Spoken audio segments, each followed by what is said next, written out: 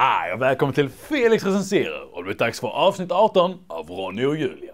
Dagens avsnitt heter Köksmaskinen. Jag hoppas fan att det betyder att vi bara kommer få se en matberedare stå och köra en kvart. Vid det här laget så skulle det vara förstklassig underhållning. Men nej, självklart inte. Smälter snön, då blir det ju verkligen ingen julkonsert.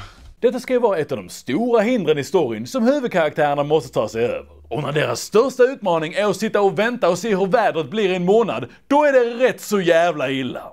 Julia får fortfarande inte leka med Ronny utan blir tvingad att spela cello. Det är lite grann som en fiol, fast... Tråkigare. Precis som den här julkalendern är som vilken jävla julkalender som helst, fast... Tråkigare. Samtidigt sitter Igor och klappar en blå animatronic-hund. Den här mannen behöver fler vänner. Eller vänta lite nu. Det kanske var så att han inte byggde den här roboten till Ronny, utan till sig själv. Esther är alltid så upptagen med sina uppfinningar att hon knappt har någon tid över för honom, och för att inte bli fullkomligt galen var han tvungen att skapa någon som han kan interagera med. Wow, det där är fan rätt så jävla sorgligt. I alla fall, Esther förklarar sen vad hennes plan med sin uppfinning är. Och jag skulle flytta det här blåa hit. För här har de inga vatten och här är de jättetörstiga.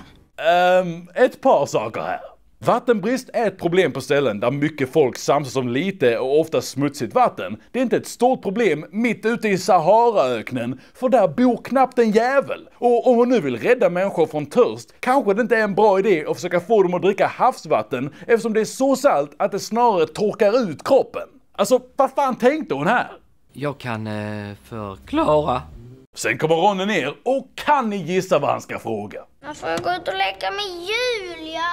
Seriöst, de senaste 4 avsnitten har ju bara varit att de gnällt om att de vill leka. Det är bara samma jävla skit om och om igen. Och kolla på det här, känns det som fucking Groundhog Day. Du drog samma skämt igår. Case in fucking point. Vill du inte hellre att vi tar en titt i din kemilåda, va? Hur gör man ett batteri? Det har jag faktiskt nästan alltid också undrat. Det är faktiskt väldigt enkelt. Först tar du en pistol, sen laddar du den och sen riktar du den mot huvudet. Och nu kommer den viktigaste delen. Tryck på avtryckaren. Sen är det klart. Jag vill inte göra något batteri. Jag vill leka med Julia. Kommer inte ha något roligt i det här jävla huset. I det andra huset spelar Julia surt på sin cello. Jag ser verkligen fram emot avsnittet där Julia snappar totalt och slår sönder alla instrument i huset. Då plötsligt får hon en idé. Pappa, kan du hjälpa mig att bära upp moraklockan till mitt rum? Och sen mitt i trappan så bara välter den på mig. Så jag slipper lidandet. Okej? Nej, hon har kommit på en genial uppfinning. Hon fäster stråken i pendeln inuti klockan så att cellon spelar sig själv och smiter sen iväg till Ronny. Med andra ord så gör hon exakt samma sak som hon gjorde i avsnitt 14. Hon smyger förbi Igor och kommer ner i källaren. Din pappa upptäckte nästan mig. Gjorde han? Ja. Blev du rädd? Nej. Igor är ungefär lika skräckinjagande som en hög med grus, så det är inte så konstigt. Förutom då när han får sina jävla crazy eyes. Medan allt detta, det vill säga ingenting, har hänt så har Igor lyckats få patentsnubben att komma dit på ännu ett besök och Julia springer och gömmer sig. Här har vi alltså underverket, förstår jag. Ja, min gissning är att det kommer att finnas en sån här i varje hem om några år. Ja, för alla kommer ju rusa ut för att köpa en godismaskin som är lika stor som en fucking bil. Den är nästan större än mitt kök. Ja, min gissning är att framtidens kök är större. Och min gissning är att du är fucking tappad.